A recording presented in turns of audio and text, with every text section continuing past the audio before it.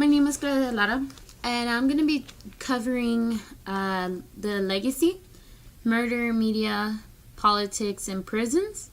It's a documentary by Michael J. Moore, and it's a documentary that talks about the history of California's three strikes law.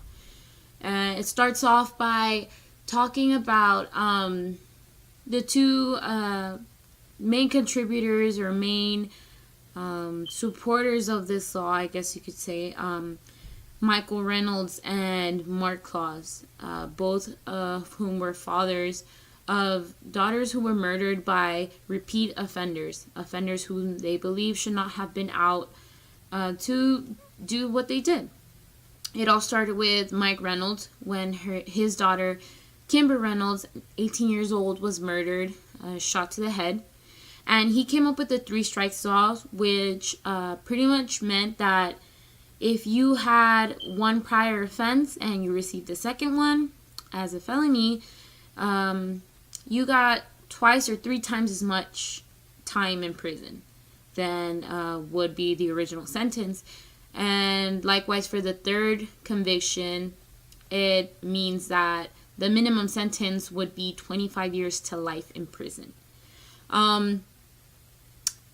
This documentary is really interesting because it takes the perspective from the families, the founding families, the supporting families, and consecutively the people who kept getting involved with this three strikes law. Michael J. Moore does a really good job of showing the emotional perspective and how emotions were the key determinant of this bill being enacted as a law in 1994. Because when this bill first started out, Mike Reynolds presented it to the legislature, to California Assembly, and they just kind of patted him on the head and said, this bill's never gonna pass. It's too strict. It's too extreme.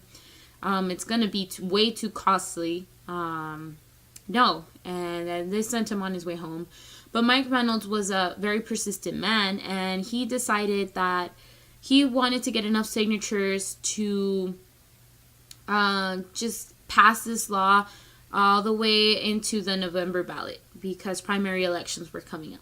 And so that's what he did. He set out to do that, but he needed 400,000 signatures for his bill to be put in the November ballot. And he didn't really have the popularity needed for the three strikes law until Polly Klaas was kidnapped and murdered. Polly Klaas's kidnapping had national coverage, media coverage. It had coverage from radio stations, news stations. Famous actresses and actors were supporting the Polly Klaas search in her kidnapping. Polly Klaas, a 12-year-old who was kidnapped from her home at knife point, and 2 months later found dead, murdered by Richard Allen Davis, also a repeat offender, whom Mark Klaas didn't believe. Mark Klaas, being Polly's father, didn't believe should have been out to commit the crime that he did. And so Mark Klaas begins to promote the three strikes law because of his anguish, because of his sadness, because of his anger towards this man, Richard Allen Davis, who murdered his little girl.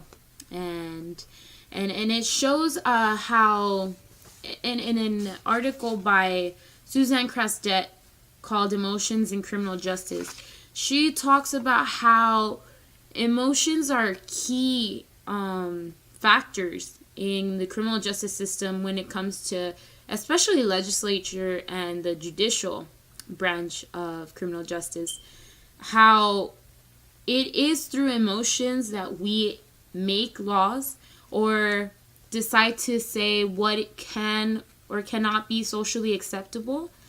So things or actions like, per se, murder, robbery, burglary, things like that cause emotions in people. Emotions of anger, emotions of sadness, disgust, shame. And those emotions are then put into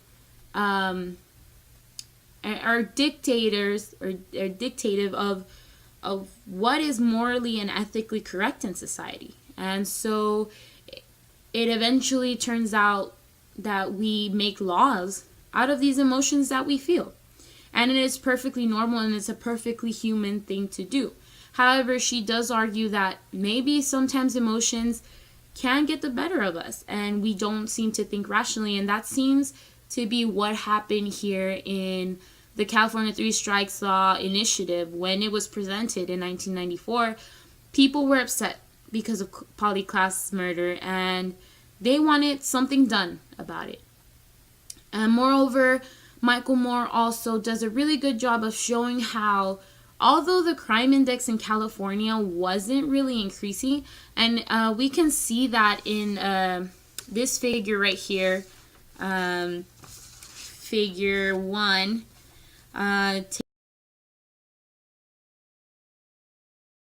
taken from California Uniform Crime Reports from 1990 to 1996. Statewide crime did somewhat decrease after 1994, but it wasn't significant enough to say that maybe the Three Strikes Law had an effect, or determinate sentencing laws that were enacted in the 80s before the Three Strikes Law had any effect in really reducing crime. Crime was moderately flat in California, and because of this, Moore explains, or Moore demonstrates in his documentary, that it seemed to be an irrational fear that Californians had of crime, of violent offenders more than anything, and they wanted to put these violent offenders away, and they believed that the Three Strikes Law would be the best way to do it. And Moore, at this point, is where Moore seems to be taking more of a stance against the Three Strikes Law, and you can see that, and I believe that's one of the downfalls of this documentary, is that documentaries are supposed to be informative. They're supposed to be, they're not supposed to be biased. You can't really pick a side. You just show both sides. And Moore, very subtly, but also noticeably, does a really good job of showing how he is opposed to the Three Strikes Law, because it just seems to attack people who are non-violent offenders or non-serious offenders more than violent offenders. And this is true in this figure right here, figure 3, actually, offense distribution in California prison population. And it shows how from the 1980s to the early 2000s, a few years after the Three Strikes Law was enacted, crimes drop, violent crimes drop, or people who were put in prison for violent crimes drop significantly, but people who were put in prisons for drug crimes nearly double their numbers. That means that the Three Strikes Law wasn't really attacking violent offenders. It was just attacking offenders for petty crimes, for drug crimes, people who weren't committing crimes against other people. Moreover, in Table C, we also see that, or Table 9, we also see that as of September of 1998, 21.6% of crimes in California, or people who were convicted of under the Three Strikes Law, only 21.6% of them were convicted of crimes against other people or against persons. And this included homicide, robbery, assault, rape, kidnapping, and other sex crimes. Whereas 78.4% of the population of people, of strikers who were convicted under this law, were convicted for property crimes, drug crimes, or other crimes. Meaning that this Three Strikes Law wasn't really doing, wasn't really going to do what it called out to do. And Joe Claus, actually grandfather of Polly Claus, figured this out quickly after the Three Strikes initiative started gaining so much momentum, and it actually passed into legislature. But the media coverage was overwhelming, and political support for the Three Strikes Law was massive. Governor and big political figures at the time were backing up the Three Strikes Law because of the November primary elections that were coming up. And even politicians who weren't necessarily running for an office that had anything to do with the Three Strikes Law were using it as a political platform. Superintendents for school districts and people running for different offices that had absolutely nothing to do with Three Strikes Law came out as supportive of the Three Strikes Law. Therefore, they would gain that political popularity they needed to be voted in the November primaries. Another thing that the media did that Mark Claus emphasizes in this documentary is that the media only gave the message that Three Strikes would put away violent offenders. Three Strikes would promise this, keep dangerous criminals off the street. However, it didn't account for the many racial profiling also that the Three Strikes laws created, because 1 in 3 African American males are, according to the documentary, under some kind of criminal justice control, whether it's probation, prison, or anything like that. And the Three Strikes Law only targeted this population even more. And in this figure shown here, we also see how the racial and ethnic composition of California's prison population from 1960, and it shows all the way to 2009, but if we focus more on 1980s and the 1990s, how it incredibly decreases white people and it increases significantly African American and Latino populations from the 1960s to 1990s. And it starts, the minorities start dominating over the whites, and this is something that the Three Strikes Law also did. Although not emphasized too much on the documentary, which I feel something that Michael Moore should have emphasized on a little more, it's also a very important topic to talk about when it seems that this is a law that is supposed to target specific people in the population. And Taylor and Arham, actually, in their Community Justice and Public Safety article, talk about how at this time, during this time of Three Strikes and You're Out, the United States sentencing policy came to really reflect selective incapacitation.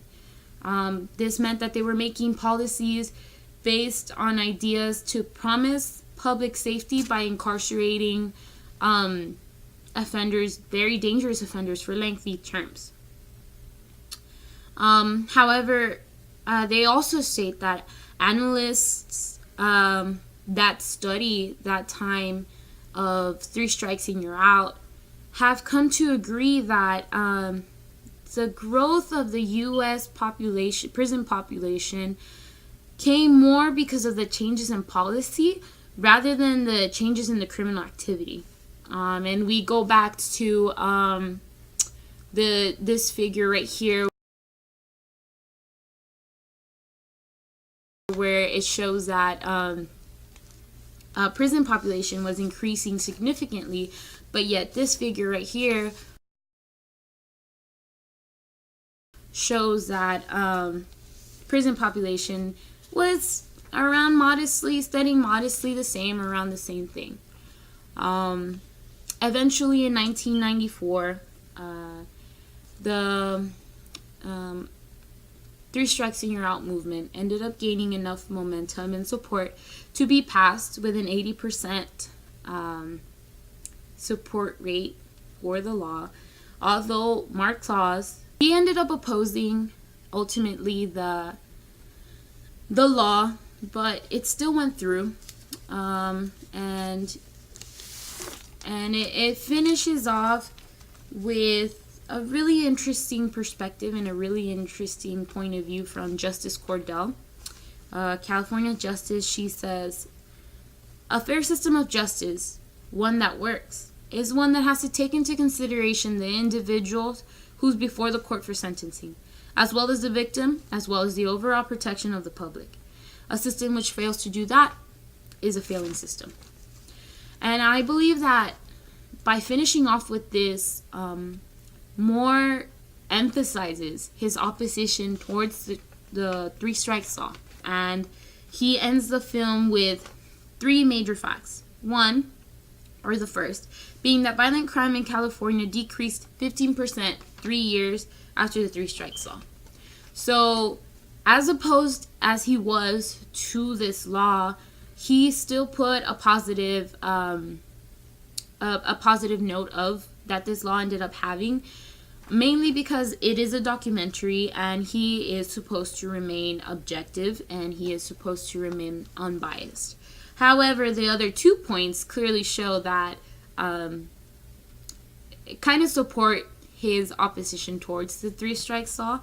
The second point was that other states had a greater decrease in violent crime in the same time frame without 3 strikes, meaning that California doesn't need the 3 strikes. They can do just as well without it, maybe implementing other policies and other laws maybe that aren't so harsh. And he finishes off by stating that by 1998, 1 in 5 inmates were sentenced under the 3 strikes. 90% of those had only 1 prior strike, and 80% were nonviolent offenses. That means that the majority of the people going to prison under the 3 strikes law, the 80% majority, were nonviolent offenders, which means that they shouldn't have been receiving 25 years to life. And this is how the documentary ends.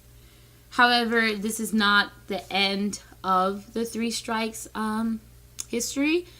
In November of 2012, Proposition 36 was passed by the law, which pretty much just changed what the most significant change that it did was that it changed the 3 strikes to any felony on the 3rd strike to a violent or serious felony.